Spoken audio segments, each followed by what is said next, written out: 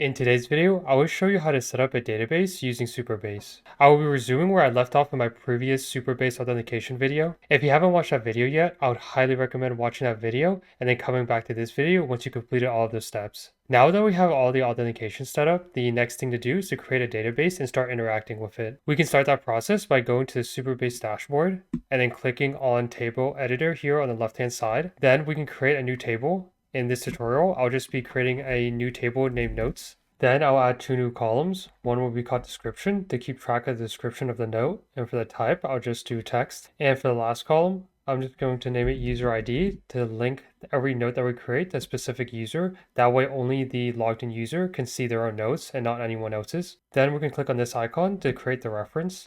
And so the table we want to select is users. And then for the column, just select ID and hit save. And then the type will be of UUID.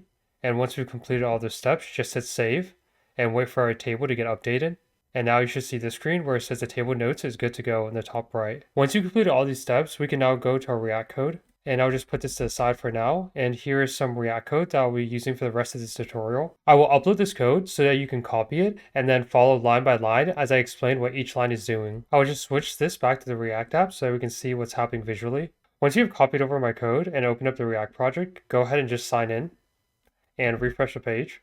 And now this is what you should see. And just to emphasize, this tutorial is focused on the backend functionality of connecting to our Supabase database. And the front end would just be very simple, just to make sure all of our backend functionality is working as expected. Before we can start adding notes here and seeing them being displayed on the React app, we have to do one more step. And that step involves creating policies, which is something that will allow only the logged in user to see the notes that they've saved themselves and not anyone else's notes. If you want to read more about policies, there's a link here that I'll make sure to leave a link in the description for, but it goes over what policies are and how to properly use them. If we scroll down, the documentation states how we don't need to make a repetitive query like the one you see here, where we have to check if the data that we get back from the database is equal to the user ID of the logged in user. Instead, we can just create a policy where we can just write this one line here that will just check if the current users that's logged in is equal to the user ID of the data we're trying to access. And if it's true, then we'll get back that specific data only. So if we go back to our Supabase dashboard and go over to Authentication tab, then we click on Policies.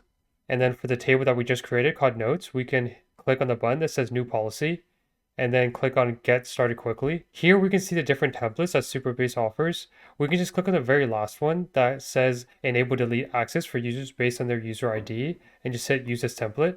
Except we'll just change the policy name to All because we would just override it and click on All here to be able to do all these operations.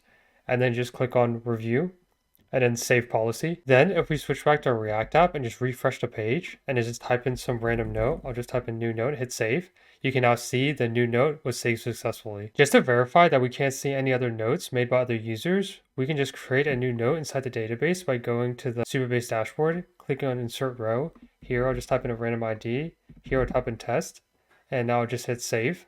And so you can see here the user ID is null. If we go back to the React app and hit refresh, you can see that we don't see the other users' notes, we only see our own. Now I will go through the React code and explain how this works. So if we look at the React code, we can see that from lines 1 to 12 is the same as the previous tutorial. However, the rest of the code is different. Starting on line 16, I'm using the useState React hook. And here I just created a couple of different variables to keep track of the state for this very simple React app. The first function that you see here is called getUser. And all this does is it gets the information about the current logged in user if there is one. Starting on line 26, we just set the loading variable to true to let us know that we're in a loading state. On line 27, we just do supabase.auth.getUser to get more information about the logged in user if there is one. Then we just check if the user is not equal to null, and if that's true, then we just set the isLoggedIn variable to true. Then we just set the user ID to the current logged in user's ID. And then finally, we'll just set the loading variable to false to let us know that we're currently not loading anymore.